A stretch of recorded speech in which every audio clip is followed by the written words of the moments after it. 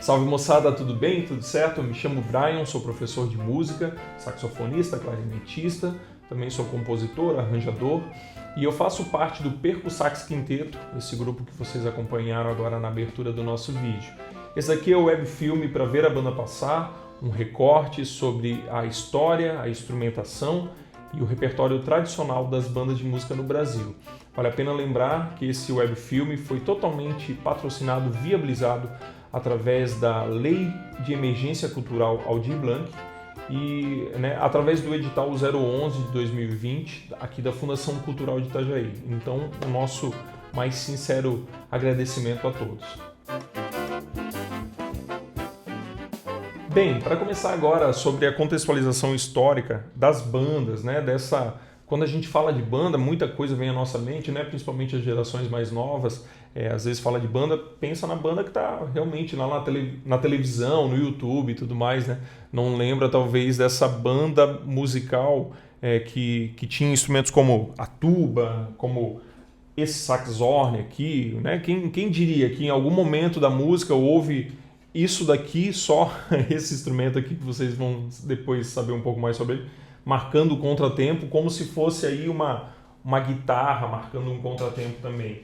Então houve sim um momento que a música só existia de maneira acústica, que não tinham caixas de som amplificadas, não existia guitarra elétrica ainda, muito menos microfones e tudo mais. Então é desse tipo de banda, desse tipo de formação que a gente quer falar um pouco.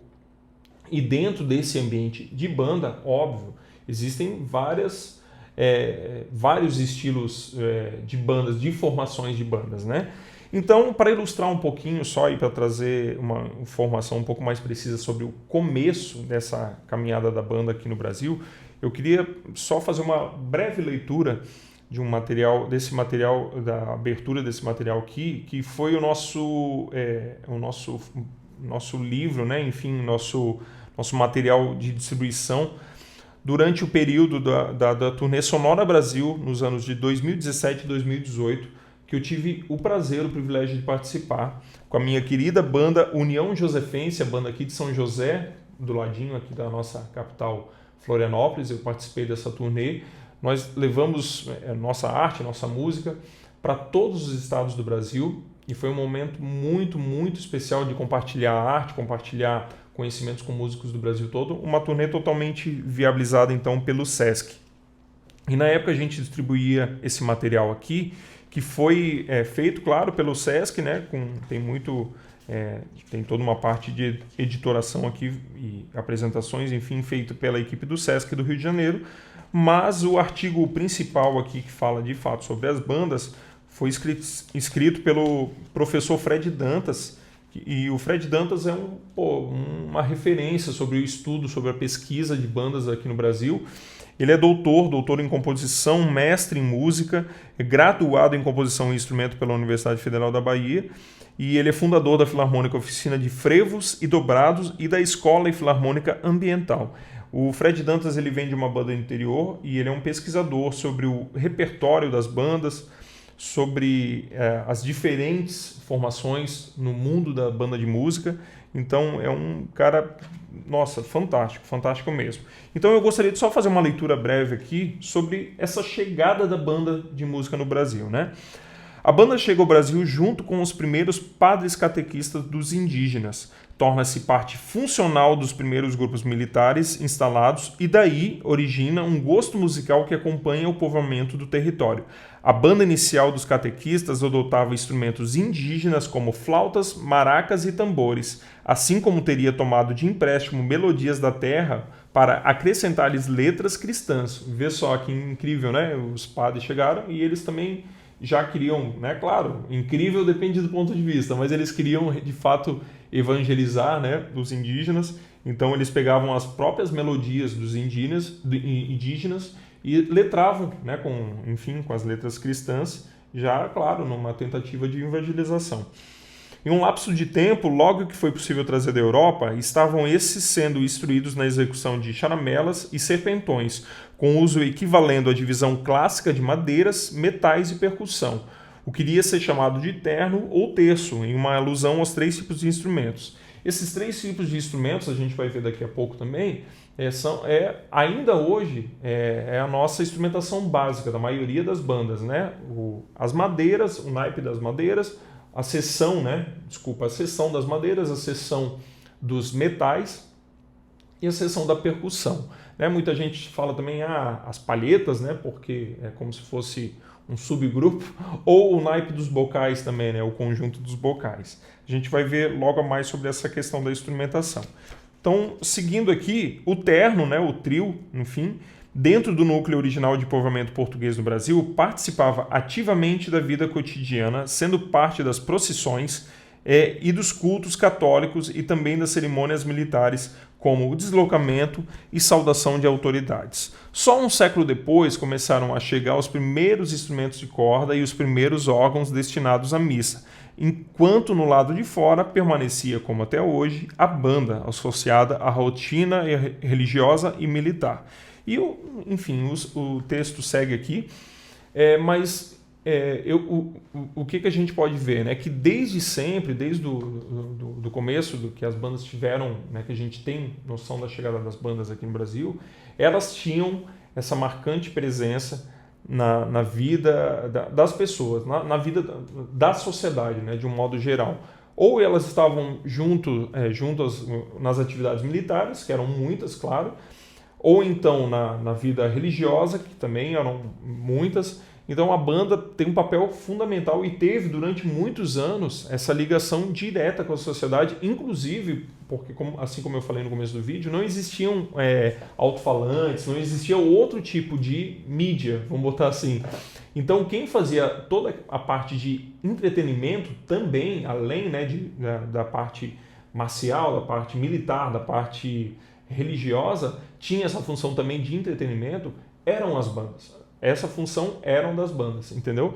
Então é muito curioso a gente ver, né, que a gente está falando de um tempo que não existiam caixas de som e tudo mais, e que as pessoas se divertiam com aquilo também, né? Porque hoje, claro, para muitas crianças, muitos jovens também, talvez nem conheçam, né? Eu sei porque eu já trabalhei numa realidade, né, aqui, enfim, na minha região, em vários níveis de escolaridade, com jovens, adultos, e eu vejo que é muito triste, assim, às vezes tu chegar na vida adulta e não saber que existe, por exemplo, um instrumento chamado trompete, um instrumento chamado saxofone, conhecer um pouquinho sobre aquilo, ou então mesmo que não saiba sobre o padrão, o nome dos instrumentos, mas saber que de fato existe um tipo de música que é totalmente feita de maneira acústica, só com instrumentos acústicos. Tanto é que hoje em dia, né, a gente, como pesquisador, como estudioso de banda de música, se a gente, claro, tem várias formações, mas se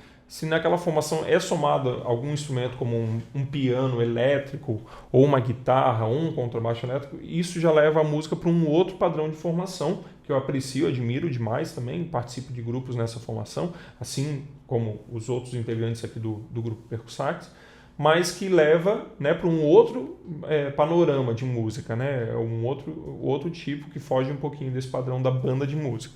Então, dentro do grupo das bandas de música, a gente pode, o Fred Dantas, ainda apoiado aqui no militar, ele traz algumas formações bem recorrentes, né? A banda militar ou marcial, né? O que é a banda militar ou marcial? É aquela banda realmente do 7 de setembro, né? Que a gente vê a banda passar, imponente e tudo mais. E essa banda militar, ela desde sempre, né? Desde que foi possível, pelo menos, né?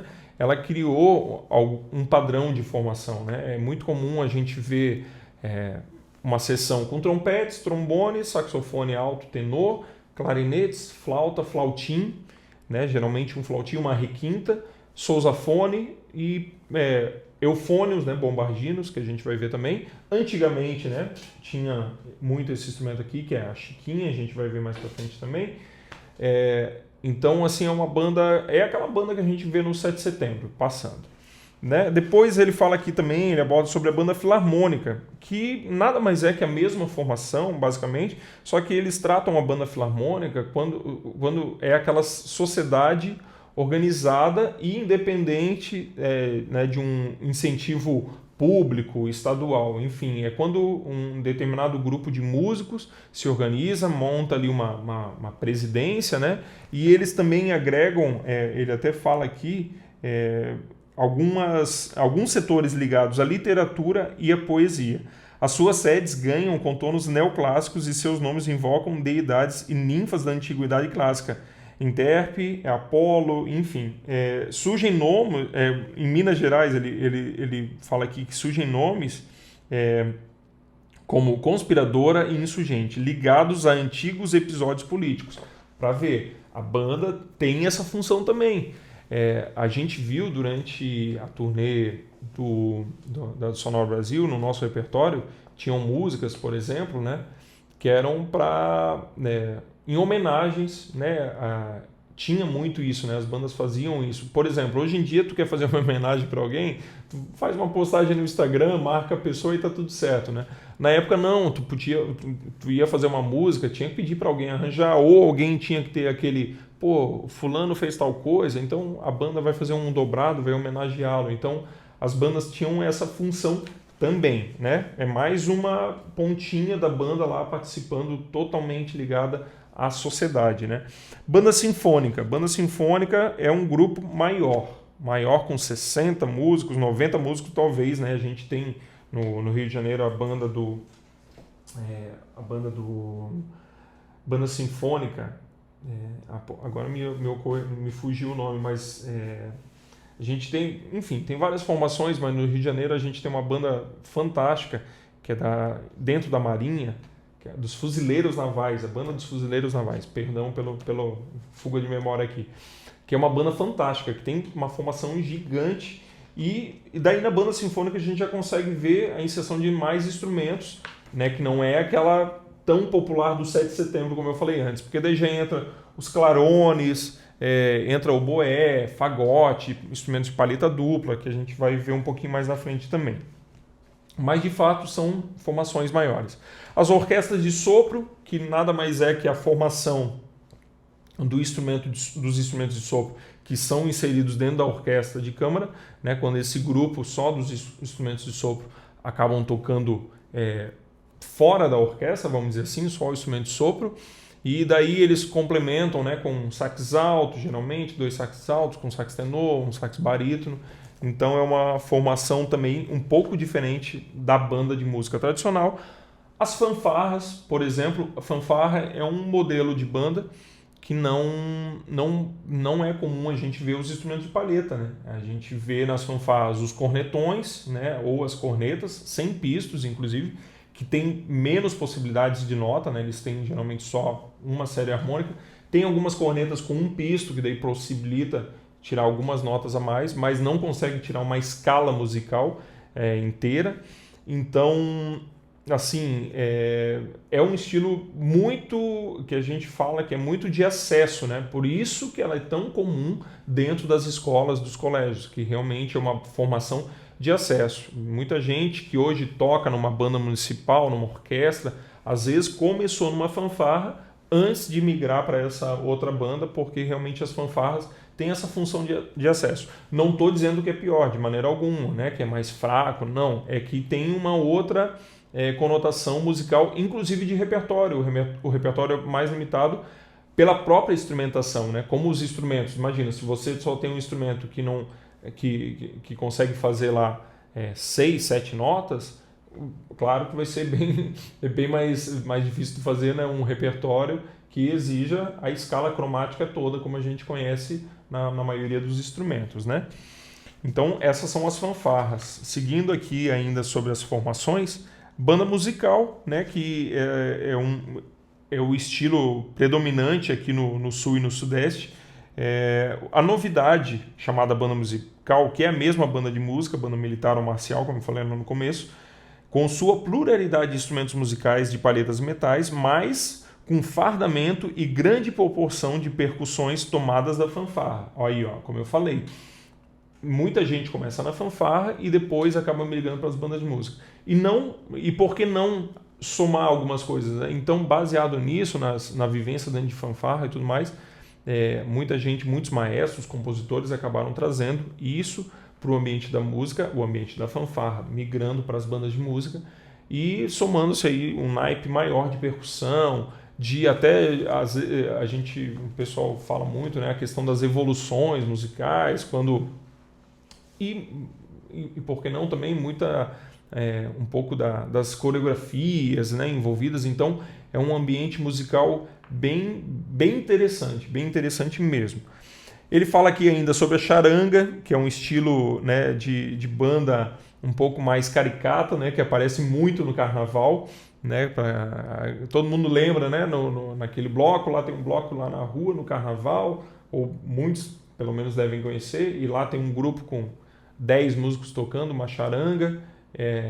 Realmente a denominação que se dá para aquele grupo ali é charanga. É um termo que já existia na Europa, mas ele foi aí realmente começou a fazer parte do nosso ambiente de música aqui no Brasil através do Ari Barroso, né, que era locutor do Ari Barroso, né, compositor da Aquarela do Brasil, icônico, né? Locutor clássico da Rádio Tupi nos anos 40, para tu ver. Esse termo foi recriado pelo Ari Barroso, então.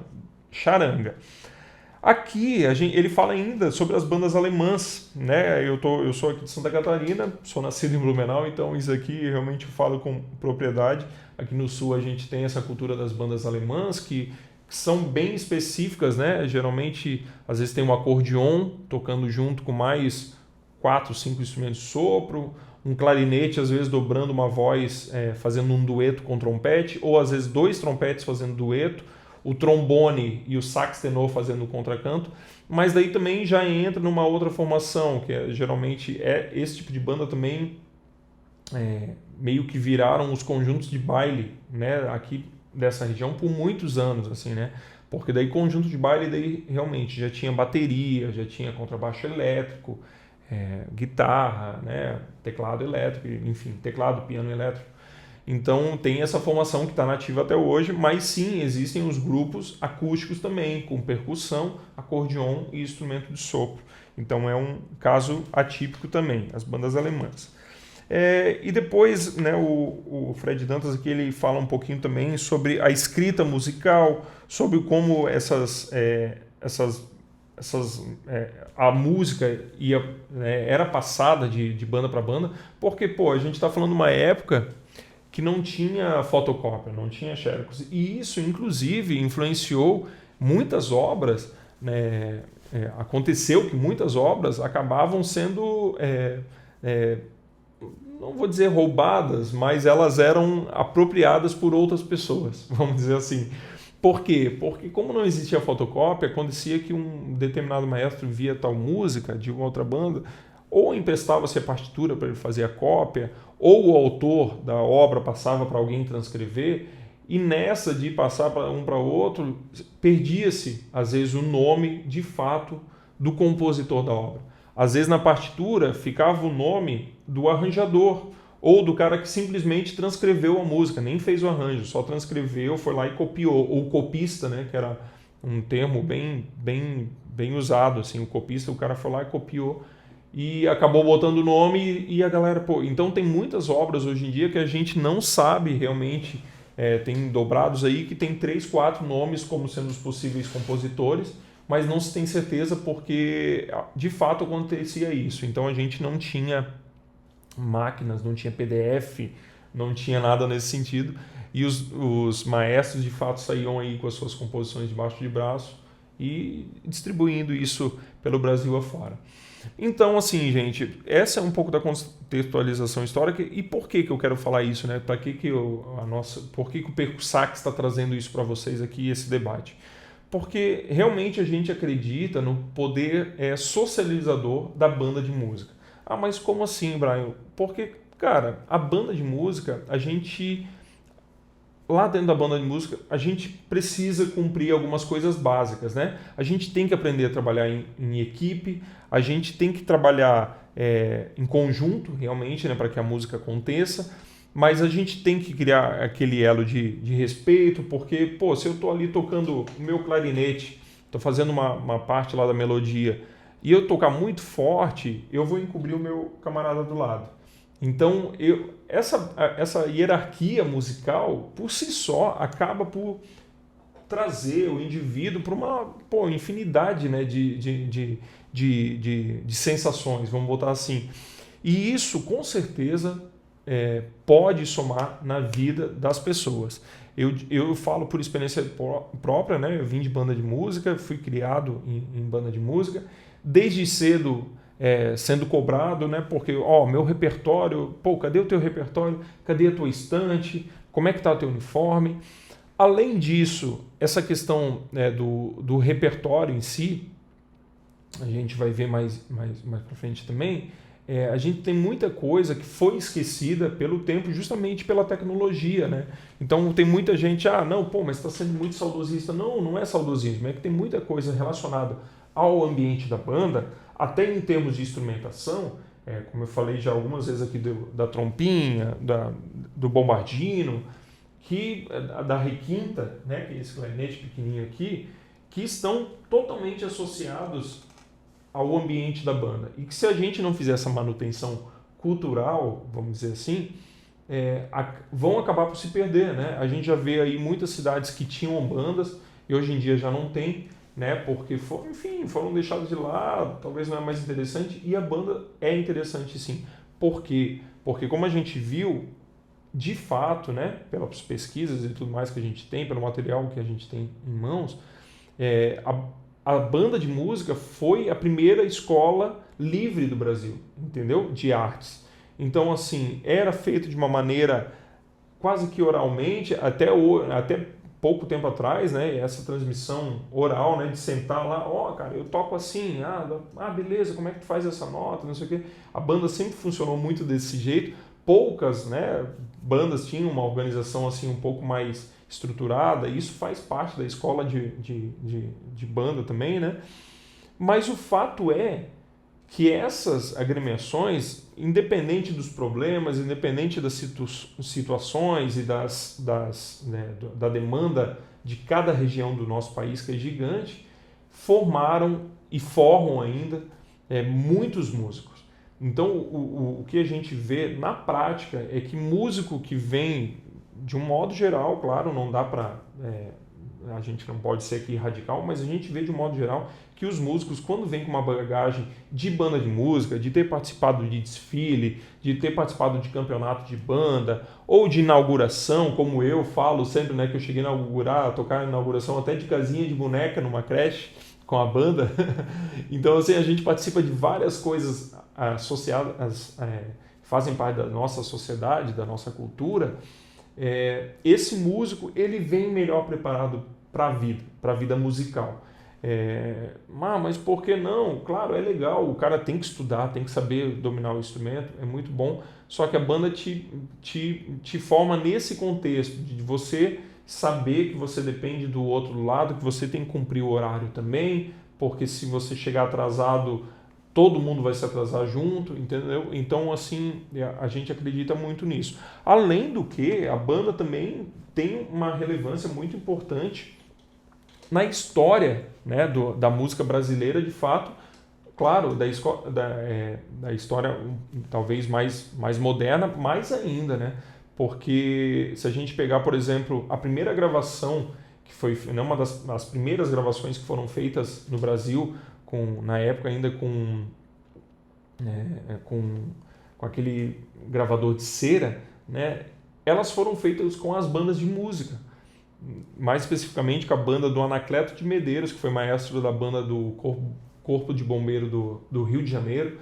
E o Anacleto Medeiros até é um cara, assim, que marcou a época da passagem do século XIX para o século XX, porque ele vinha ele tinha já uma visão bem moderna. Inclusive, a banda do Corpo de Bombeiros, por muito tempo, soou com uma maneira bem diferente, porque ele juntou ali vários músicos da boemia carioca para tocar. Então, a banda que tinha uma linguagem mais tradicional, ela começou a ganhar um charme, porque tinha um samba que era diferente. Ele era um grande compositor, e era tão grande compositor que ele influenciou Villa-Lobos, ele influenciou Pixinguinha, ele influenciou Radamés. Então, assim, infelizmente, por exemplo, né, o Anacleto Medeiros foi um maestro que morreu super, super jovem, né, se eu não me falha a memória, com 46 ou 47 anos, mas super jovem, deixou uma obra super relevante, criou muitas bandas no estado do Rio de Janeiro, foi super ativo mesmo, né, morrendo jovem, morrendo muito cedo. E agora eu fico me perguntando se assim ele já influenciou, e até hoje influencia muito da instrumentação, do jeito que se a gente pensa a música, inclusive a música popular, né, o samba, o choro e tudo mais. Imagina se ele tivesse vivido aí mais 30, 40 anos. Né? Talvez hoje em dia a gente tivesse uma música totalmente diferente do que a gente tem hoje. Não estou falando que isso é bom ou que é ruim, mas para tu ver, né, para vocês verem, terem essa noção de como realmente as bandas tiveram aí uma importância fundamental na história da música popular brasileira. Então é isso, né? Um pouco, pelo menos para vocês entenderem um pouco dessa contextualização das bandas, da importância, da relevância delas em termos sociais, em termos culturais também. E agora vamos de música, mais um pouco de música com Perco Sax Quinteto.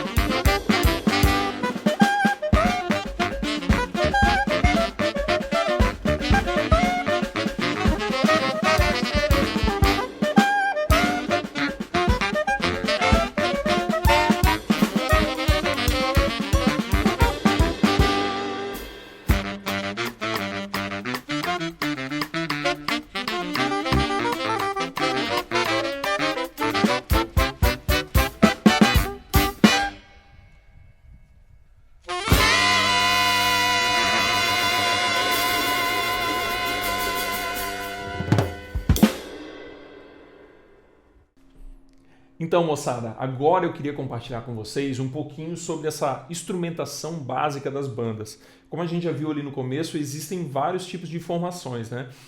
A banda marcial, a orquestra à base de sopro, a banda sinfônica, a banda de coreto, né? Que é a banda civil, a banda militar, essa banda que a gente vê muito no 7 de setembro, né? Que é muito viva assim, na memória de muitas pessoas. E quando a gente fala dessas agremiações, dessas formações, dessas sociedades musicais, né, também, a gente se pergunta o porquê, né, existem tantos instrumentos, o que difere essas bandas. Basicamente, sim, é a instrumentação, também um pouco o repertório, a gente vai falar sobre isso um pouquinho mais à frente, mas basicamente os instrumentos diferem essas formações todas. E muita gente me pergunta assim, professor Abraham, por que existem tantos instrumentos, né? Por que a família dos instrumentos, por exemplo, do saxofone tem tantas formações e tudo mais? Tantos exemplares, né, de instrumento. É claro que às vezes a galera vê uma banda sinfônica, por exemplo, ou uma banda de coreto e não entende que ali tem 6 trompetes. Mas também não quer dizer que aqueles 6 trompetes estão fazendo as mesmas vozes, né? Isso a gente vai ver também na questão do repertório. Às vezes tem um mesmo instrumento que ele está ali, alguns estão tocando a mesma coisa, outros não. E então assim acontece todo esse enredo do arranjo também. Mas basicamente para a gente poder falar também sobre, avançar um pouquinho sobre isso, a gente tem que dar um passinho para trás e falar sobre propriedades do som. O que são as propriedades do som? Basicamente são os 4 pilares que dão aí o nosso norte, nosso rumo para a gente poder produzir a nossa arte, né? A música, ela parte dessas 4 propriedades. Não que seja só isso, né? Porque a música até envolve muito do inato, é algo muito subjetivo em alguns casos, né? Mas sim, ela tem esses 4 pilares como ponto de arrancada. Quais são esses 4 pilares, essas 4 propriedades do som? Altura é a primeira propriedade, não necessariamente nessa ordem, né, mas eu vou botar aqui para vocês nessa ordem. Altura, duração, timbre e intensidade. Altura, duração, timbre e intensidade. Quando a gente fala de altura, o que a gente imagina? Todo mundo já pensa, esse som está muito alto. A gente já pensa em volume, né, no botão de volume. Em música, não. Quando a gente fala de altura, nada mais é que a gente está falando de um som grave, um som médio e um som agudo. Né? O som agudo, quando a gente pensa na voz feminina, né, um pouco mais aguda, assim. Som médio, basicamente, aqui no meu tom de fala. E o som grave, aquele som mais encorpado lá embaixo. Então, quando a gente passa essas alturas para a família dos instrumentos, e vocês vão ver isso daqui a pouco aqui, a gente ganha uma coloração, né, diferente, vamos botar assim. A gente não... Imagina se todo mundo que a gente conhece, nossos familiares, falassem e tivesse a mesma altura quando falassem. Tem um outro detalhe, né, que está nessa lista, uma outra propriedade que está aqui, que é o timbre, que caracteriza, né, que eu já vou explicar para vocês, mas sim a altura também. Né, se tu já sabe, já consegue reconhecer, por exemplo, eu como músico, o som do sax barítono, a diferença dele para o sax tenor, também por conta da altura que ele corresponde, não só por conta do timbre, porque o sax barítono alcança algumas notas no grave que o sax tenor não alcança. Assim como eu consigo fazer algumas notas graves falando, que o meu filho, né, que tem 7 anos, não consegue falar. Então, isso é altura em música. Agora sim, a gente vai falar do timbre. Timbre, né, o que a gente entende por timbre? O que é essa propriedade do som? Timbre é aquilo que diferencia realmente a minha voz da voz do meu filho. Né? Que se a gente ouvir a voz de uma criança de 5 anos, a gente reconhece, a gente nem sabe quem é, né, a criança, mas a gente sabe que é uma criança de 5, 6 anos. Né, tem um timbre muito característico. Ou então, se a gente for comparar, por exemplo, quando a gente ouve o gato da vizinha, né, fazendo um miau lá, um miado, a gente sabe que aquilo é um gato e que não é um papagaio. Né? Por quê? Porque o timbre do gato é muito característico, o timbre, né, a qualidade da fonte sonora que emite o som do papagaio é muito diferente do gato. Isso a gente entende por timbre, né? É uma propriedade do som que a gente chama de timbre. Vamos lá. Agora falando de duração. Assim, né, como já é muito fácil assimilar, duração fala exatamente da duração do tempo musical, né? Mas como assim a duração? Sim, a duração, o tempo que a nota vai durar. O tempo, uma nota eu posso tocar uma nota do instrumento que seja pá e posso tocar a mesma nota que seja pá, né? Que ela pode durar bem mais do que aquilo ali. Então, isso é a duração. Realmente, ela está bem relacionada à questão rítmica, né? Então, vários fragmentos de durações curtas e durações mais longas que vão gerar tudo que a gente entende por rítmica. E daí, para finalizar, a intensidade. Agora sim, quando a gente fala de intensidade, a gente está falando do botão de volume, né? Todo mundo pensa já no botãozinho de volume lá da televisão. Em música a gente chama isso de intensidade. E também a gente relaciona com um termo o termo dinâmica, né? Que muitas vezes vem até apontado nas partituras. Né, quando o arranjador faz lá, eu quero... Porque tu imagina se todo mundo na banda ou em casa também, né, todo mundo falasse o tempo inteiro, não sei o que, falasse alto pra caramba, né, ia ficar uma loucura. Na música é a mesma coisa. O instrumentista, ele pega lá o clarinete, que seja, ó, ele não toca forte o tempo todo, ó.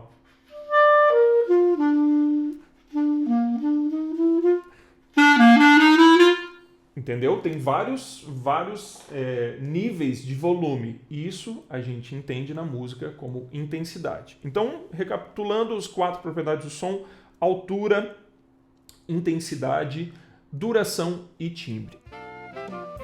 Então, agora eu quero apresentar aqui para vocês esse naipe aqui básico que eu tenho, que é o naipe das madeiras, né? Também conhecido, né? A gente fala no ambiente das bandas assim, como as palhetas, né? Mas por que madeira se eu estou vendo um instrumento de metal? Porque todos os instrumentos, esses que estão aqui, com exceção do saxofone, que já é um instrumento mais moderno, claro, já estou falando de no mínimo 100 anos, né?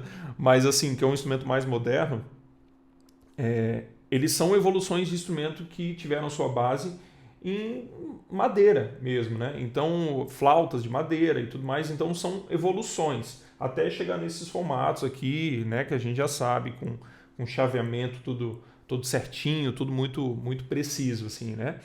Então, para começar essa apresentação, eu vou trazer para vocês justamente o clarinete, que é esse instrumento aqui. Clarinete, eu não vou entrar no mérito da construção, do inventor e tudo mais, porque são informações que você acha muito fácil na internet, mas eu queria falar mais sobre a questão da instrumentação e a participação deles nas bandas, assim.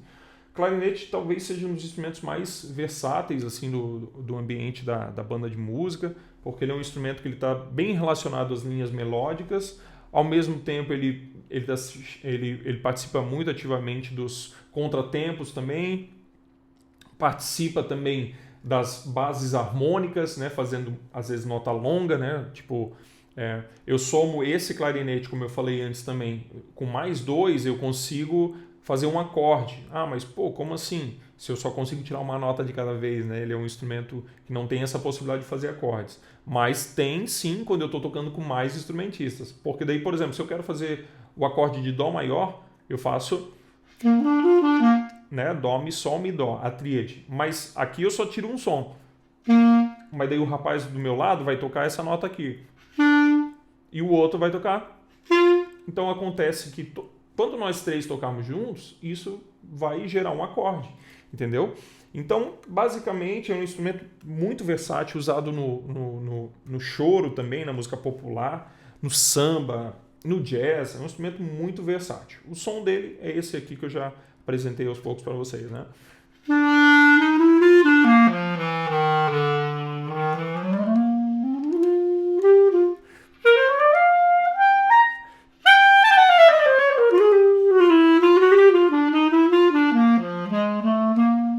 É isso aí.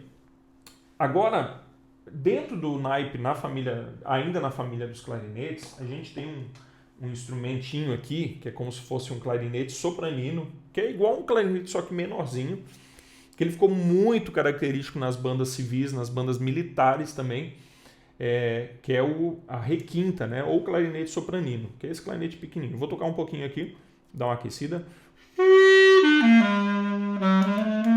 Aquela questão que eu falei antes do timbre e da altura. Pode ver, o timbre dele já é um pouquinho mais agudo, né? E ele também não vai pegar tantas notas graves quanto o clarinete. No entanto, ele pega notas bem mais agudas, né? E nas bandas militares, nas bandas civis, ele ficou conhecido justamente por ser muito ativo no contracanto, na questão rítmica. Principalmente nos dobrados, ele sempre aparece a requinta e o flautim, que depois a gente vai ver aqui que é como se fosse a requinta da flauta, né? Fazendo basicamente isso daqui, ó.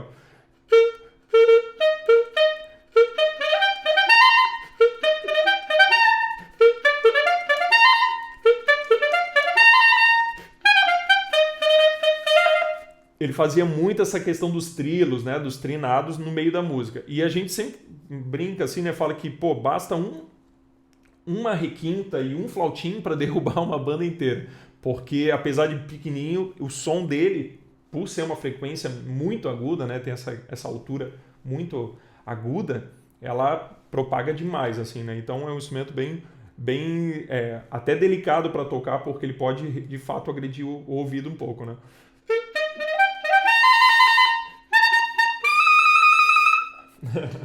Tá aqui a requinta.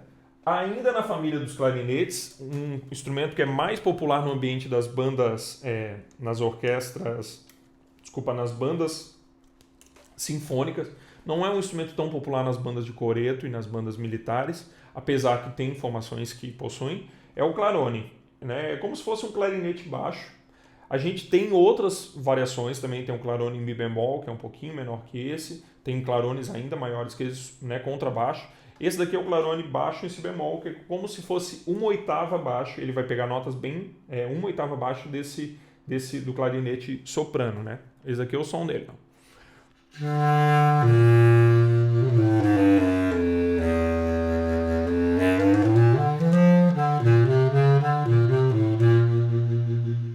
Bem grave, né? Dá para perceber que é uma característica sonora bem peculiar.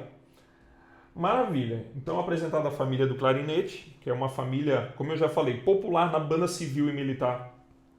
Mais clarinete e requinta, geralmente uma requinta e 8, 10 exemplares de clarinete, depende, né, do que o maestro, e depende também da quantidade de músicos, né, disponível para fazer essa divisão ali, né? Eu vou apresentar para vocês a flauta, né, a flauta transversal em dó, que também é um instrumento que também tem vários exemplares na família. Tem um flautim, que é uma flautinha um pouco menor, tem a flauta em sol, tem, enfim, versões mais agudas e mais graves, assim como no clarinete também. E a flauta, nossa, é um instrumento muito, muito versátil, muito usado também na música popular, no samba, no choro, nas orquestras. É um instrumento belíssimo e que eu gosto bastante também. O som dela é super característico, acho que todo mundo já ouviu, já conhece, né, de alguma melodia. E é isso aqui, ó.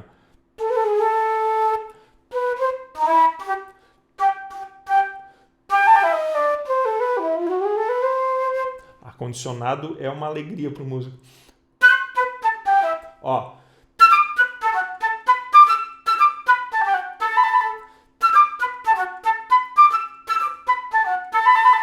Essa todo mundo, eu tenho certeza que uma boa geração aí de músicos já ouviu essa melodia, que era a abertura do Sítio do Pica-Pau Amarelo, né? Então é um instrumento bem popular, eu acho que, né, é um instrumento bem visível, assim, né? Então agora a gente vai para a última seção dos instrumentos de palheta da banda de música, né, da banda tradicional. Existem instrumentos também de palheta dupla, que, né, palheta, ó, para quem não sabe, eu esqueci de falar também, né? É essa pecinha aqui que a gente apoia na boquilha, né? A gente coloca aqui nessa boquilha e nada mais é que ela faz o trabalho como se fosse a corda do violão. Ela vai vibrar aqui, vai produzir o som para dentro do instrumento e o conjunto de chaves, né, de furações, vai fazer com que aquela nota, que essa passagem do ar saia mais por algum lugar ou outro, né? E ao mesmo tempo, quando você tocar, ela vai vedar. Então, aquele buraquinho que estava saindo do som não vai sair mais, né? O chaveamento vai impedir a passagem do ar. Então, cada vez mais, o ar encontra menos espaço ou mais espaço, né? Para trabalhar aqui dentro. E isso vai criando uma série harmônica, enfim, vai criando o som dentro do corpo dos instrumentos, né? Então, a gente, como eu estava falando, existem instrumentos de palheta dupla também, que é uma palheta em cima do outro, que são instrumentos mais comuns à orquestra e às bandas sinfônicas, oboé, fagote, né, que são instrumentos de palheta dupla, tá bom? Voltando aqui então para a família dos saxofones, que na banda de música tradicional, na banda civil, na banda militar, esse é o grupo de madeiras popular, assim, né? O sax soprano, que é esse que eu tenho na mão, nem é tão popular nas bandas de música, é um instrumento que ele foi agregado há pouco tempo. Às vezes ele está lá dobrando até as melodias com o clarinete, justamente por ter um timbre próximo, mas diferente, então acaba que tem duas fontes sonoras fazendo a mesma coisa, só que realmente com um timbre diferente, né? Então o som do sax soprano é esse aqui, ó.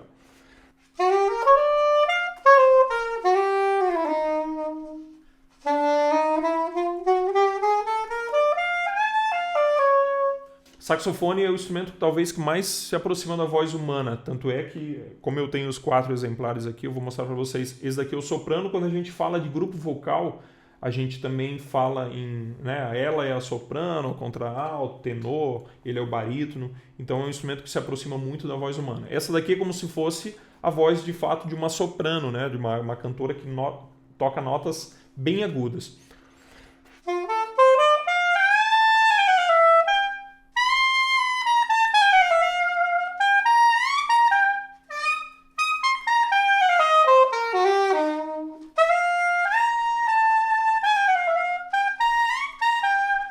É isso. Notas bem agudas. Na sequência nós temos o sax alto, que é esse carinha aqui, que daí como se fosse uma contralto, né? Uma mulher que canta não tão agudo, canta um pouquinho mais grave. É esse som aqui.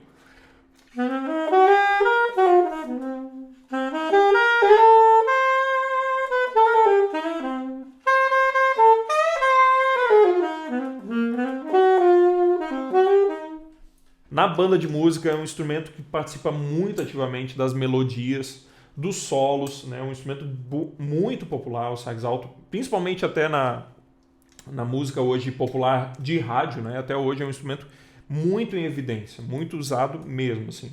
Instrumento que ele tem uma aceitação em vários estilos musicais. Talvez seja o instrumento de sopro mais popular, né? Assim, por justamente fazer parte de várias ambientações diferentes da música. Esse é o sax tenor, né? Como eu falei, então ele lembra a voz de um homem que canta notas um pouco mais agudas, não tanto quanto o alto, mas que consegue pegar notas um pouco mais altas e notas de médio e grave alcance.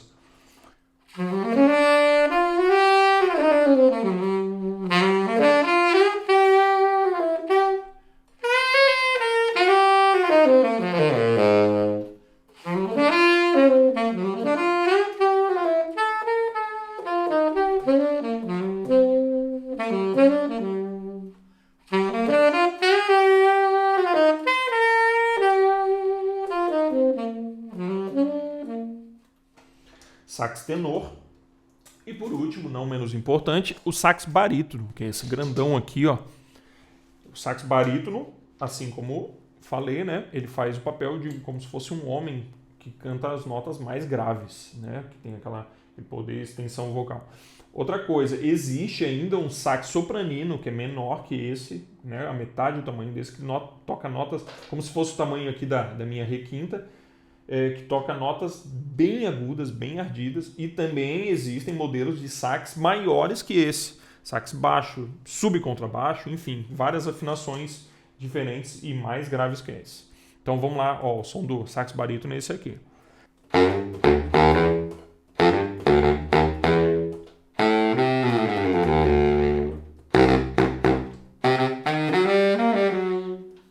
É isso.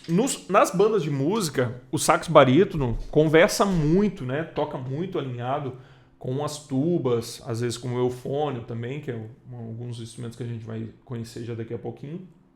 Mas, basicamente, essa é a formação que a gente tem hoje inserida nas bandas de música. Como eu falei, existem uma afinidade de modelos, de palheta dupla também, outros instrumentos que eu não tenho aqui, mas na banda tradicional, a banda de coreto, a banda militar, essa gama de instrumentos aqui que atende à necessidade dessas bandas. E o que acontece muitas vezes é que a gente tem esses instrumentos repetidos, né? Por exemplo, 2 saxofones alto, 2 saxofones tenor, barítono geralmente é um só, né? Muito raramente tem 2, saxoprano daí também só tem um, clarinetes tem geralmente 6, 7, 8, requinta daí só tem uma. Quando tem clarone, às vezes tem um clarone igual esse que é o baixo, que é si bemol, às vezes tem um contralto que é mi bemol, né, que é uma outra afinação, mas o grupo básico de instrumentos é esse aqui. Então, galera, agora eu quero apresentar para vocês o segundo grupo dos instrumentos que fazem parte do ambiente das bandas, né? Esse segundo grupo nada mais é que o grupo dos metais. Também conhecido no ambiente das bandas como os instrumentos de bocal, né? Os bocais, enfim. E por que bocal? Porque para fazer parte desse, né, do grupo dos metais, a gente precisa dessa pecinha aqui, que é o bocal, que então traz a característica sonora desses instrumentos um pouco mais agressiva ou muito mais agressiva que os instrumentos de palheta, por exemplo, né, as madeiras como eu apresentei antes. Essa família aqui tem essa característica mais triunfal. Tanto é que existem as bandas marciais, as fanfarras, que geralmente são compostas por percussão, né, que é o terceiro grupo que a gente vai ver daqui a pouco, e instrumentos de bocal, que daí não entra a família das madeiras, das palhetas. Tá bom? Então, assim, começando pelo trompete mesmo, que é esse instrumento que eu tenho aqui, que é bem popular, que a gente encontra em várias formações, em grupos de música popular de artistas até que tocam na rádio. É um instrumento bem presente em orquestra, em big bands, né? É um instrumento super, super versátil. E na banda militar e na banda civil, ele tem uma função até meio marcial, né? Muito característico a gente ouvir as músicas de banda e ver aquele trompete marcando, né? Fazendo as clarinadas. Quem é que não lembra, por exemplo, da entrada da noiva, né? Na igreja, com a marcha nupcial? Esse instrumento ele tem essa característica bem marcial, assim. E, enfim, né? Algo que lembra mais ou menos isso, ó.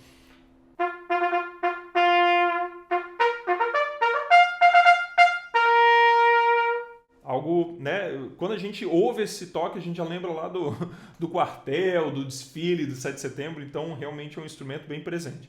E dentro do repertório da banda, nossa, ele comanda as introduções, às vezes ele trabalha com as melodias, às vezes ele está no contraponto. É um instrumento difícil, agudo. Eu não me considero multi-instrumentista, eu sou um cara que aprecio vários instrumentos, e sempre gostei de conhecer o ambiente dos instrumentos, mas não me considero muito instrumentista. É um instrumento difícil de você criar uma resistência, por exemplo, a tirar as notas mais agudas, né? Então é um instrumento bem desafiador, mas com certeza é um instrumento belíssimo e que faz parte aí do ambiente das bandas. Assim como o saxofone, como o clarinete, a gente já viu antes, o trompete também tem a família dele, né? Tem um instrumento mais agudo, que é o trompete, o piccolo, que é desse tamanhinho assim. Geralmente tem 4 pistos, e tem esse outro carinha aqui, que é o Flugelhorn, que nada mais é que um trompete igual esse, só que mais grave. Ele não tem outra afinação. Tem gente que pensa que ele tem uma outra afinação.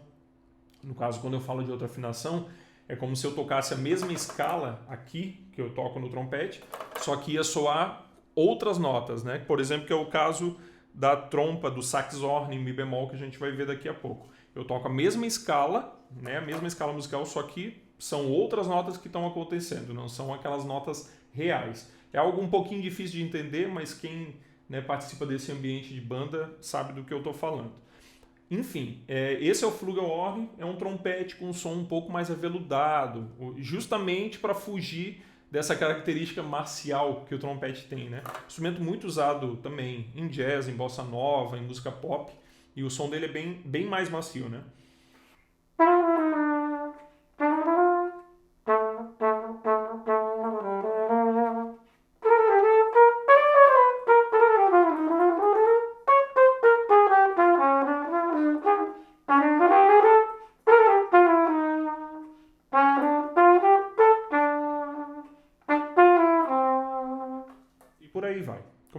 não sou multi-instrumentista, então me perdoem os deslizes aí, né? Mas é um instrumento super, super macio, super gostoso de tocar.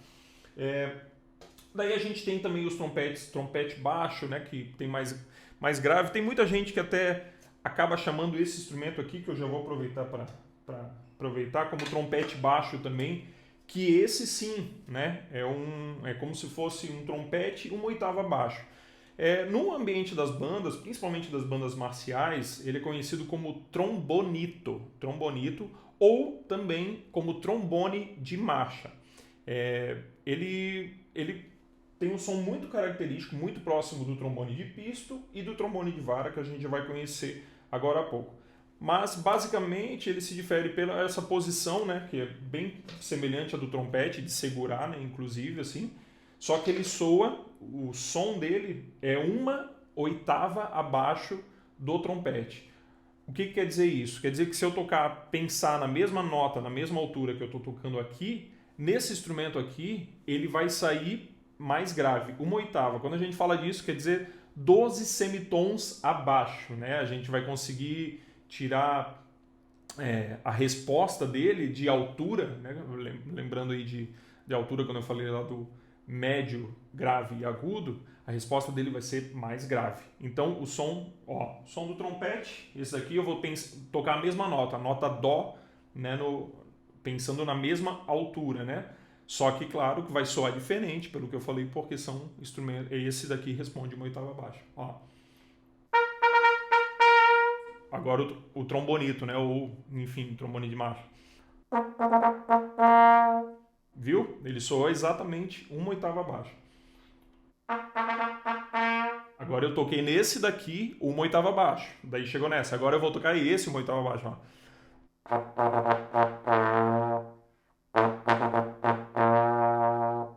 Viu? Então é isso que dá o colorido para as músicas, isso que traz a beleza, né? Esse grupo de timbres, essa mistura de oitavas, de possibilidades, de altura, de dinâmica, isso que enriquece a nossa música de fato. Então esse é o trombone de marcha, trombonito, né? Tem gente que realmente caracteriza também como trombone, como trompete baixo, enfim. Seguindo aqui, nós temos esse carinha aqui, que é muito comum nas bandas de música, que é o nosso querido bombardino.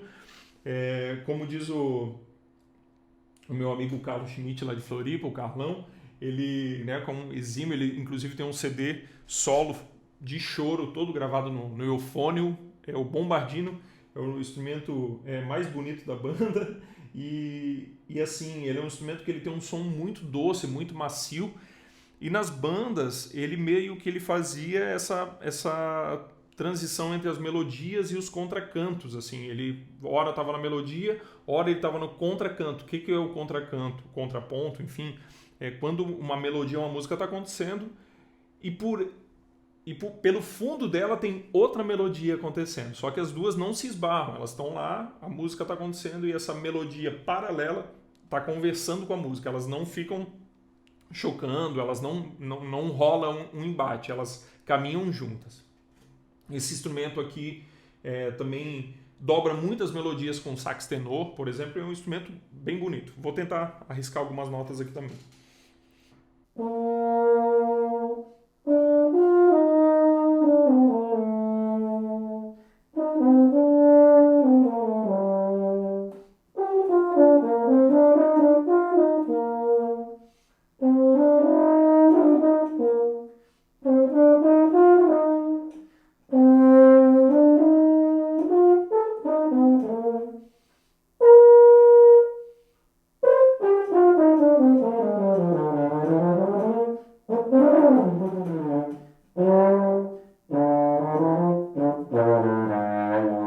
Um instrumento que vai no agudo e vai no grave, né? Minha embocadura é que não está ajudando, mas é um instrumento que realmente tem um som belíssimo, assim. É um instrumento fantástico que eu gosto demais e admiro muito quem sabe realmente tocar bem tocado esse instrumento, né? Então vamos lá. Esse instrumento aqui... o bombardino é bom, é um negócio que é legal falar dele, que ele é um instrumento muito característico da banda de música. Não é comum você encontrar, por exemplo, um bombardino diferente do trompete, né? tocando na banda enfim, da Ivete Sangalo. É algo que pode acontecer. Talvez, né, um dia vai acontecer lá de ouvir uma música e tem uma música do Bombardino, um Bombardino na música da Ivete Sangalo, ou, enfim, de outro artista, né? Mas não é comum. Ele é um instrumento que ficou muito característico dentro da banda sinfônica e nas bandas de coreto, assim, nas bandas militares, principalmente dentro do ambiente do dobrado, né, que a gente vai saber o que é mais daqui a pouquinho quando a gente falar do repertório. Agora vou mostrar para vocês esse cara aqui que é um desafio, né? Esse aqui é o desafiador, o nosso trombone de vara, que ele se aproxima também do som do bombardino, tem um som macio no caso, só que, claro, ele tem um som um pouco mais aberto, né? O bombardino é mais macio, mas ele se aproxima na questão do calibre, né? Esse instrumento aqui tem um calibre médio. Calibre, quando eu falo, é calibre mesmo, assim, né? A gente tem isso também. Dentro, além do instrumento ter várias configurações, ser maior, ser menor, tem o trombone baixo também, trombone soprano, tenor. Além disso, tem um calibre diferente, né? Tem tubulações mais largas e mais justas, o que faz que o som fique, claro, ou mais encorpado ou um pouco mais achatado, né? Acaba que o som fica um pouquinho mais magro, dependendo da situação, dependendo do bocal também, tem vários aspectos, né? Mas esse instrumento é muito desafiador, porque enquanto, né, o trombone, o bombardino, o trompete, o trombonito, a tuba também, que a gente vai ver, tem um sistema de pistos, o trombone de vara tem a vara, que é isso aqui. Então a nossa combinação de notas se dá pela abertura desse cano, né? Esse cano aqui que é a vara, né? Mas que não deixa de ser um tubo por onde passa o ar. Então quando a gente está com a vara aqui, ela tem um tamanho, quando aqui ela tem outro tamanho, aqui vai. Assim ela tem outro tamanho. Então essa combinação do tamanho desse tubo é que acaba gerando a nossa série harmônica, né? Se a gente pegar aqui, ó, tem né? É como se a gente imaginar isso aqui como sendo uma volta só. Ó, o tubo ficou gigante. Então isso aqui é muito desafiador, porque imagina, tu tem que controlar, a tua afinação está em cada notinha dessa daqui, e ao mesmo tempo tem frases que são rápidas, né? Então o teu braço tem que estar solto, mas ao mesmo tempo não pode estar travado. E é um instrumento bem desafiador, não me arrisco a tocar ao vivo, faço alguns trabalhos né, de vez em quando aqui em casa, gosto de estudar, tirar alguma coisa, mas é um instrumento bem desafiador. Vou soprar só para vocês realmente conhecerem o som do instrumento.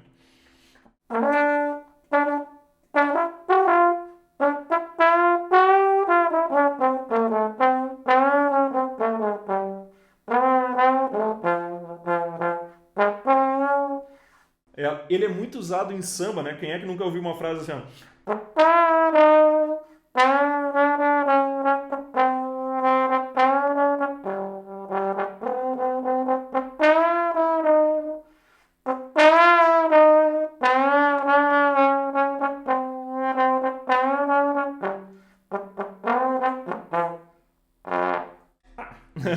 É isso, galera. É mais para vocês realmente conhecerem a família e conhecer a sonoridade, né? Como eu falei, não sou muito instrumentista, eu só realmente gosto dos instrumentos. Mas é um instrumento muito versátil, muito usado em bandas. Daí, olha só, aqui no Brasil, por muito tempo, e também né, fora do Brasil também, mas aqui no Brasil foi muito marcante o uso desse outro modelo de trombone aqui, que daí sim é o trombone com pistos, né? Ou com chaves, né? De válvulas, como tem muita gente que fala também, trombone de válvula. Que nada mais é que um trombone parecido com esse, só que com um sistema de válvula, né? de pisto. Então, ao invés da vara, para eu achar as notas, eu tenho os pistos, né? O mesmo sistema do trompete, do flugel, do bombardino, que é isso aqui. O som é bem próximo, né? desse trombone de vara, mas é claro que a característica, cada instrumento é único, né? Ele tem, por exemplo, o trombone, aquele negócio ali que eu fiz do samba, né? Não dá para fazer aqui, essa puxada não tem como, é muito característico do trombone de vara. Dá para aproximar, né?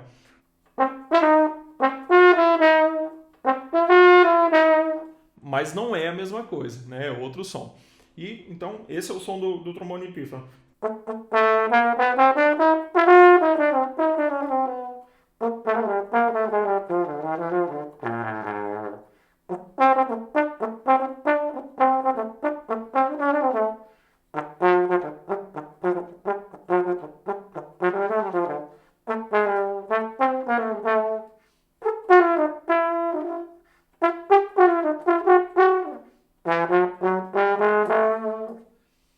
é um instrumento muito bacana também. A gente tem no Brasil aqui, pô, François Lima, que é um trombonista de São Paulo, que é referência nesse instrumento. Então, assim, é um instrumento que marcou teve uma relevância muito forte nas bandas de música, até hoje tem, principalmente no interior, assim, tinha muitas bandas que às vezes só tinham trombone de pisto.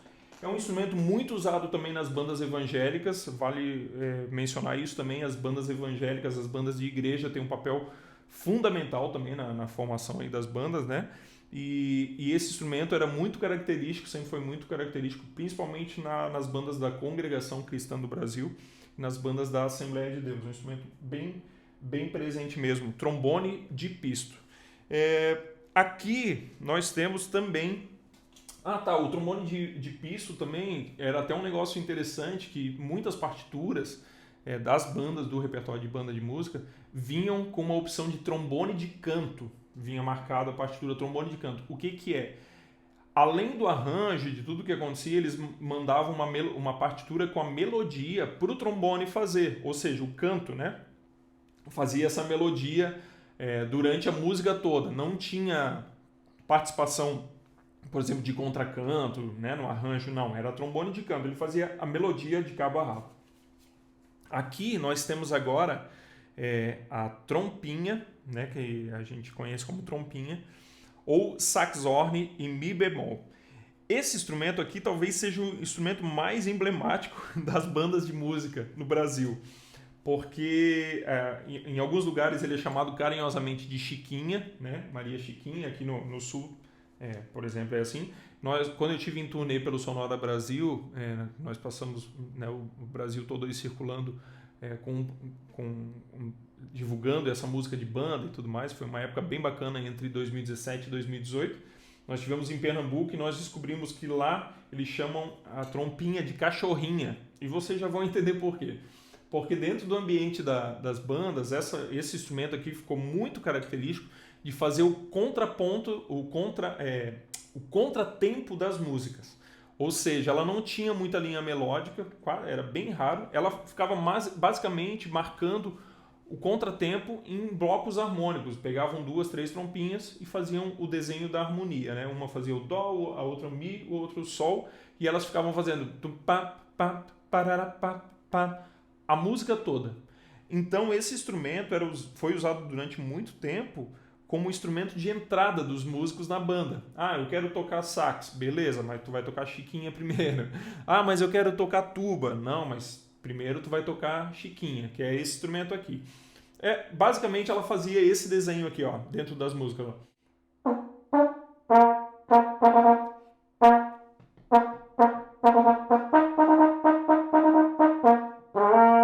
Deixa eu me habituar aqui com a sonoridade, porque como eu falei antes, agora esqueci.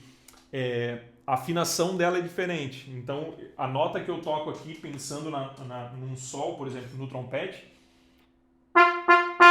aqui não é o mesmo som. Tem outra, é uma outra sonoridade, é uma outra afinação. A escala é a mesma, no caso, a nota não que está soando não é a mesma. Então, deixa eu só me habituar aqui.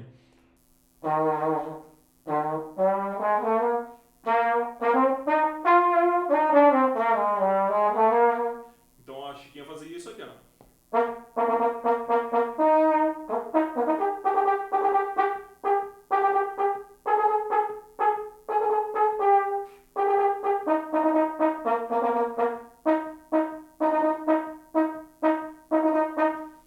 E segue o baile. Então, assim, é um instrumento que todo músico acabava passando, né? Era uma cultura.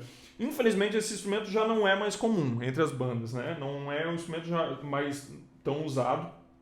Ele foi sendo trocado na medida do possível, assim, pela trompa francesa, né? Começaram a perder espaço para a trompa francesa, assim como o bombardino também perdeu, porque a trompa francesa, que é aquele instrumento que vai aqui do lado, eu vou botar uma fotinho aqui para vocês verem, que vai a mão dentro, assim, e a trompa francesa ela tem uma tessitura melhor, tem gente que gosta da sonoridade, apesar que eu gosto muito do som da trompinha e do bombardino. Mas esse instrumento aqui é emblemático, assim, as bandas de música né, se tu pegar aí há 10, 15, 20 anos atrás, realmente tu ia olhar, sempre tinha uma sessão lá com 4, 5 instrumentos desse fazendo essa jogadinha aqui.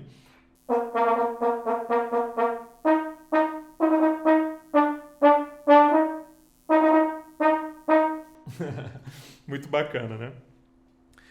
E então a trompinha, o trompete, eles estão nessa seção dos bocais rasos, né? Bocais menores, vamos botar assim, de calibre um pouco fino, né? Calibre fino. O bombardino, o trombone, eles já estão nesse calibre médio. E a gente tem a seção do calibre largo, né? Que nada mais é que essa senhora aqui. A nossa tuba, né? Esse instrumentão grandão aqui, que é muito característico, e nada mais é que o instrumento que faz o baixo das nossas músicas, né? Pom, pom, pam, pam, pam, pam, pam, pam, pam, faz essa marcação que existe em todo o estilo musical, né? Quase todo, pelo menos, né? A grande maioria tem um baixo lá, né? Seja no rock and roll, na música pop, no samba, sempre tem ou um violão de 7 cordas que está fazendo a linha de baixo, né? É o instrumento mais grave. E na banda de música ela também tinha eu vou botar uma fotinha aqui para vocês verem, um outro modelo disso aqui, mas que tem a mesma função, que era o sousafone. O sousafone nada mais é que uma tuba com a campana virada para frente, com esse propósito de rua mesmo, de desfile. Né? Enquanto a tuba, que é esse instrumento aqui, joga o som para cima, o sousafone não, faz aquela função de jogar o som lá para frente mesmo, espalhar o som um pouco mais. Eu vou tentar tirar um som aqui, essa tuba é bem antiga, tá parada há muito tempo. Vou tentar soprar aqui, ver se sai alguma coisinha, só para vocês terem um pouco dessa noção do timbre da tuba também, né?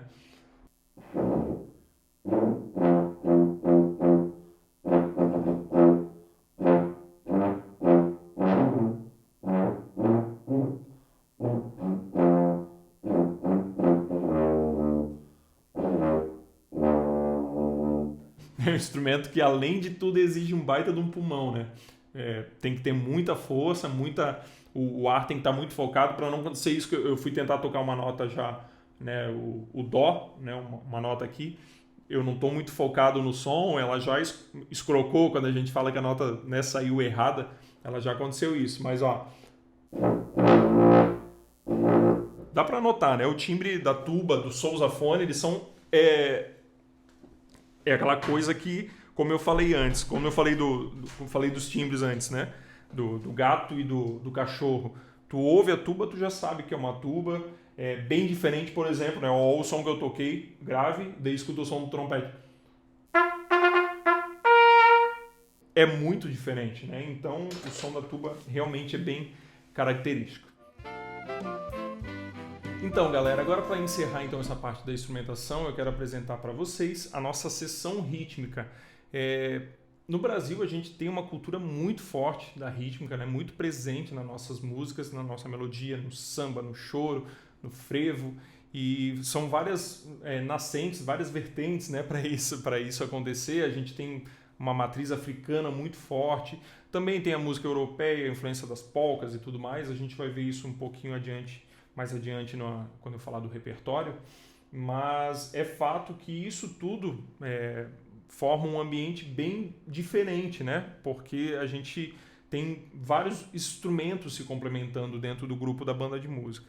E para começar isso então, essa apresentação, eu vou pegar aqui para vocês a nossa famosa caixa, né? Isso daqui é uma caixa bem tradicional, até de fanfarra, né? Até pelo padrão dela, pelo jeito da afinação. Aqui a gente tem uma esteira apoiado numa pele sintética, aqui uma outra pele, nada mais é que um plástico, né? Uma fibra esticada aqui dentro de um corpo aqui de metal, né? E o som da caixa bem característico, né? Essa daqui tá bem desafinada até, mas é um som bem característico. Eu acho que muito presente também na história do rock, né, e tudo mais, mas dentro da banda de música ela tem essa sonoridade até, né, também por exemplo, está muito marcante nos dobrados, nas marchas, né?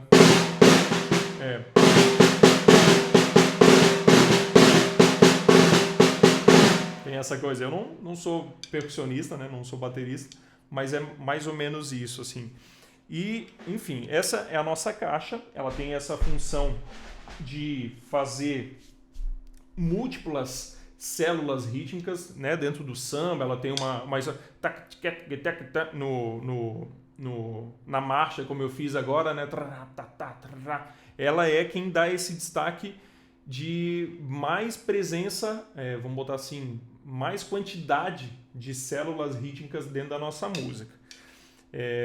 Agora eu vou apresentar para vocês uma complementação da caixa, que é o par de pratos. Gente, eu estou falando de instrumentação tradicional de banda, né? Então, ó, par de pratos, tem gente que talvez nem conheça, mas que nada mais é que dois pratos de ataque que eles podem ser usados para um ataque mesmo na música, né? Algo nesse sentido, bem barulhento. Ou então para fazer marcando como se fosse um chimbal, a gente já vai saber o que é o chimbal. Desse jeito aqui, né? Só fazendo umas marcações, mas a música tá e o prato está fazendo isso aqui. Ele tem, diferente da caixa, que complementa vários espaços da nossa rítmica, o prato já tem mais essa característica de marcar um contratempo, né? Aqui, ou de chegar só num momento determinado lá da música e fazer esse efeito bem barulhento. Então, essa é a característica desse instrumento aqui. Agora, a gente tem esse cara aqui.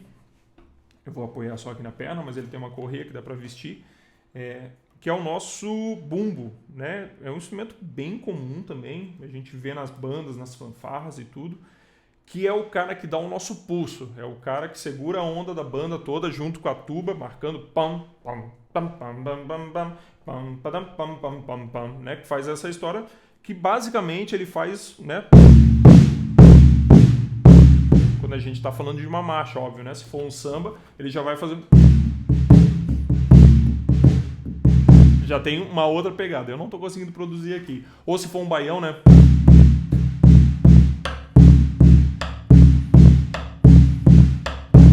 Ou se for uma valsa, ele vai tocar uma notinha só. Pá, pá. Ó, a caixa vai complementar. Pá, pá, pá, pá. Ou, né? Vou simular aqui, ó. Então ele também tem um papel fundamental na música, no entanto ele não tem essa liberdade que a caixa tem, né?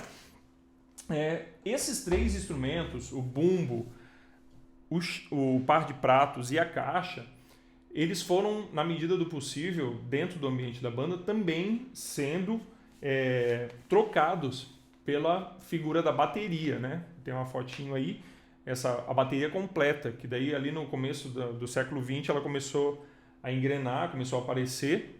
Então as bandas também aos poucos foram introduzindo. Só que essa mudança, vamos botar assim, quando essa migração de fato para a bateria é algo muito recente nas bandas de música. De tipo assim, de deixar de usar esses instrumentos separados para partir de vez para a bateria. Isso é coisa assim que aconteceu há 20, 25 anos, né? Algumas bandas talvez um pouquinho antes, algumas muito recentemente. Eu sei de bandas que até hoje não usam bateria, que só tocam com bumbo, caixa e prato. E por que essa mudança?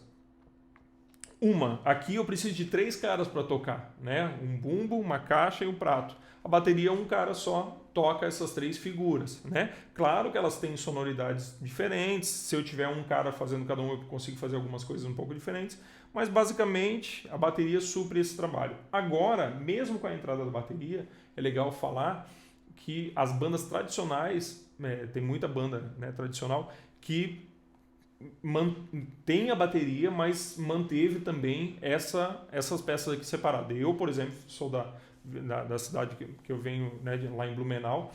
Na minha época da banda municipal que eu tocava lá, a gente tinha a bateria e mais 3, 4 percussionistas que faziam, além da bateria, reforçavam o bumbo, o prato e muitas vezes a caixa também. Tá bom? Então, assim, esses 3 instrumentos, hoje tem a bateria que tomou esse espaço, mas ainda existem bandas que ou só usam eles e também, né, com várias versões, vários mais instrumentos, né? No caso, 4 bumbos, 2, 3 caixas, 2, 3 pratos, e também versões diferentes, né? Por exemplo, o surdo, né? A gente tem, esse é o bumbo, mas a gente tem o surdo, que é aquele um pouquinho mais comprido, que daí tem uma sonoridade um pouquinho mais alta, né? Afinação um pouco mais aguda. Tem bumbo um pouco maior que esse, tem bumbo menor que esse, tem caixa maior que essa, tem caixa menor que essa daqui. Então isso tudo faz parte do ambiente. Além do que, a gente tem, né, dentro das bandas também já se usa, e como se usa a música popular, instrumentos de percussão, né? Por exemplo, aqui eu tenho um pandeiro artesanal, ele é bem um pandeiro, né, simples, artesanal.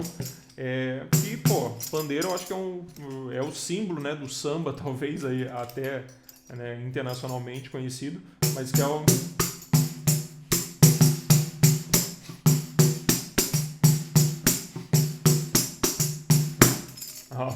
pandeirinho aqui, que também faz parte dos ambientes do ambiente da banda, porque quando o baterista está lá tocando samba, né, ou o trio de percussão, enfim, o pandeiro também tá tocando uma outra história junto, né, com esse grupo. Então soma-se a esse trabalho que os percussionistas fazem. Aqui a gente tem um ganzá, ó. Daí tu imagina, né, que tá rolando um samba, o batera tá lá, tem um cara só fazendo surdo,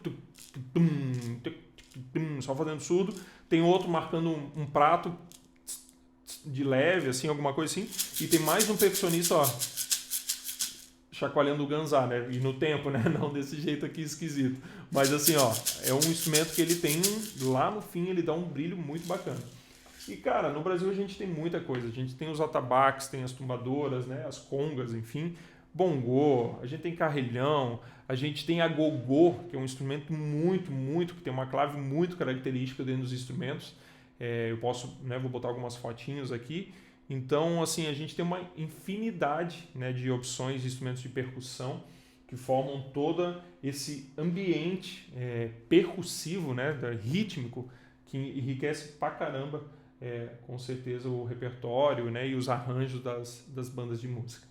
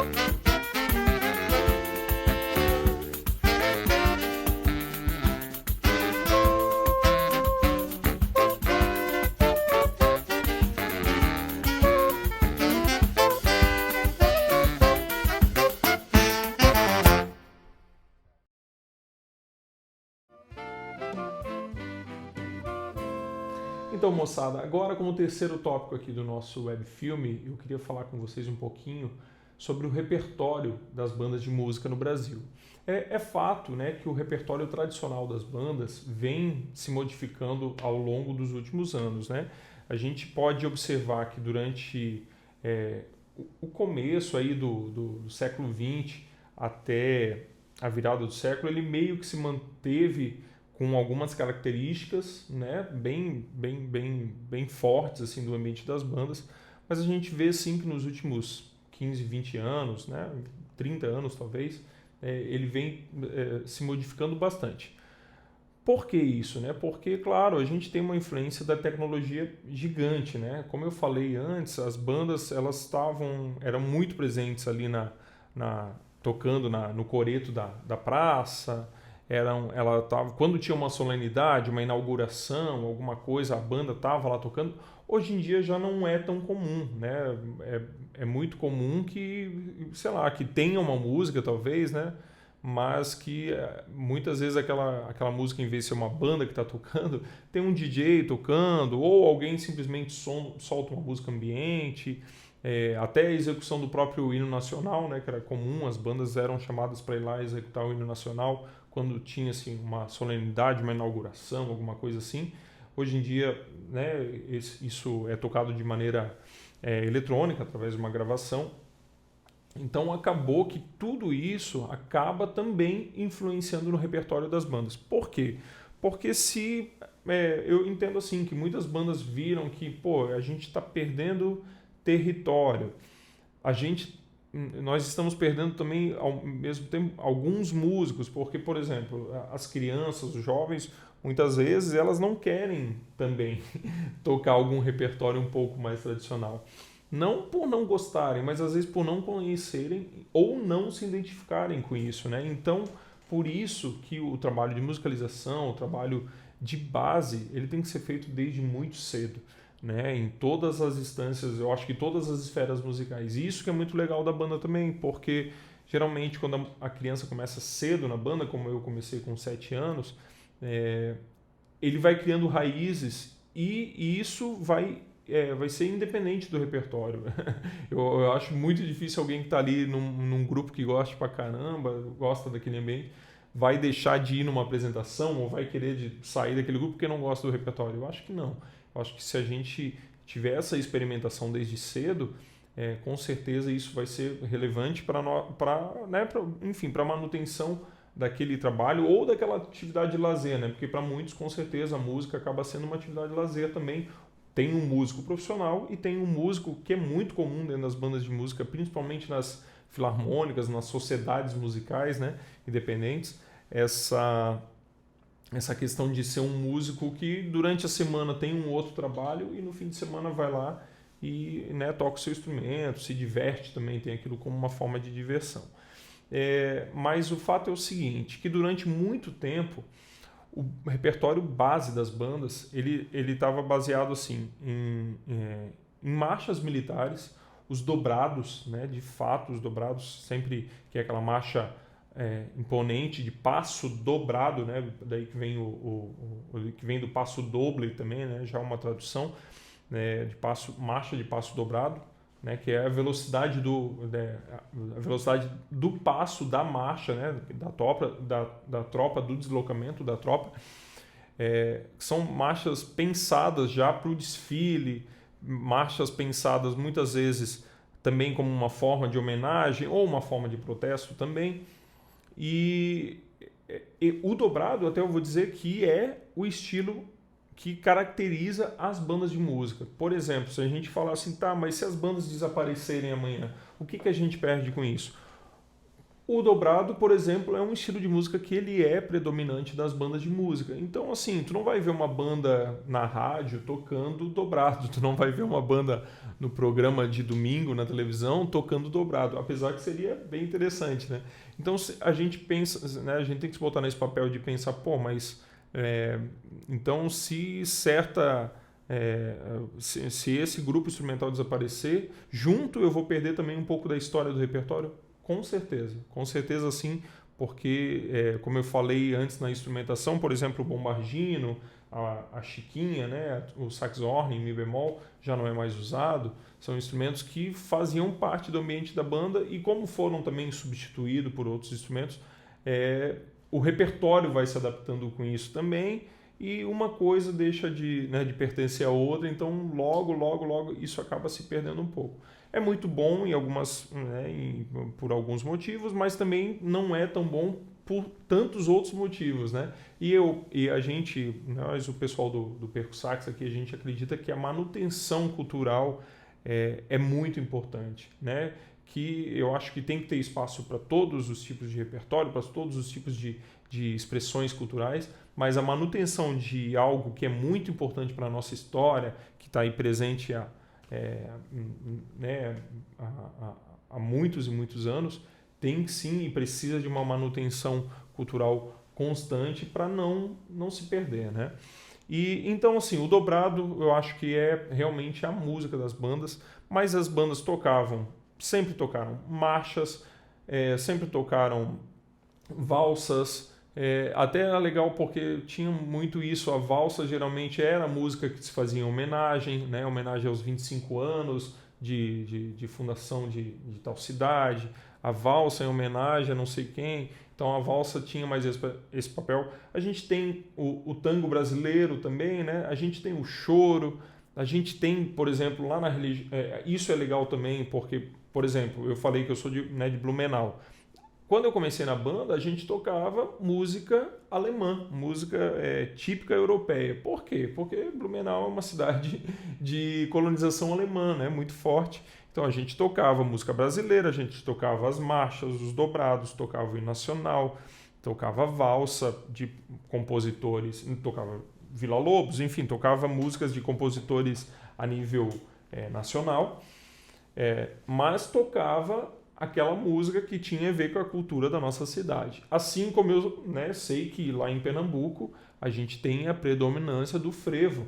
Assim como eu sei que no Rio de Janeiro tem muitas agremiações que tem o samba como sendo o carro forte. Assim como eu sei que no Rio Grande do Sul tem muita banda que toca música nativista, apesar de ser muito comum no acordeon, no violão, tem banda que toca música nativista com instrumento de sopro também. Então, né, como, enfim, lá na região norte e nordeste, eles têm todo um outro jeito, tem até influência, eu tive na época na turnê de Sonora, fui lá visitar, lá em Parintins, uma banda que também tinha essa influência lá da questão do boi, né? Do boi caprichoso, boi garantido, e tinha essa influência, a gente foi na quadra lá do boi caprichoso, e tinha essa influência da banda também dentro da música deles, ou né, da música deles dentro da formação da banda. Então isso é muito bacana quando a gente consegue agregar a nossa cultura regional na música e a cultura também de forma nacional, né? E por que não internacional, que, né, aproveitando também, faz parte, por exemplo, das bandas marciais, né? Das bandas... que é um estilo de marcha, né? Os dobrados, tem muito dobrado americano também, e tem muita banda marcial que reproduz isso aqui no Brasil também, não só pelo o estilo do repertório, mas até pelo estilo das roupas, o estilo das coreografias, que tem esse estilo de banda que toca desfilando e coreografado, tudo, que é muito bacana, que é uma outra vertente da banda. Então a gente tem aí o frevo, tem o choro, tem a marcha, tem a polca, tem as músicas regionais, e isso com certeza é algo que engrandeceu sempre muito o vocabulário musical de todos esses músicos que passaram e continuam passando pelas bandas de música. Então a gente deixa aqui o nosso apreço, o nosso carinho pelos músicos, pelos parceiros de bandas de todo o país, e a gente espera que realmente essa ilustração que a gente trouxe aqui, além do repertório tocado, né, do webfilme aqui, possa de fato somar e a gente construir um diálogo aí acerca da manutenção das bandas de música no Brasil. Certo, gente? Muito obrigado.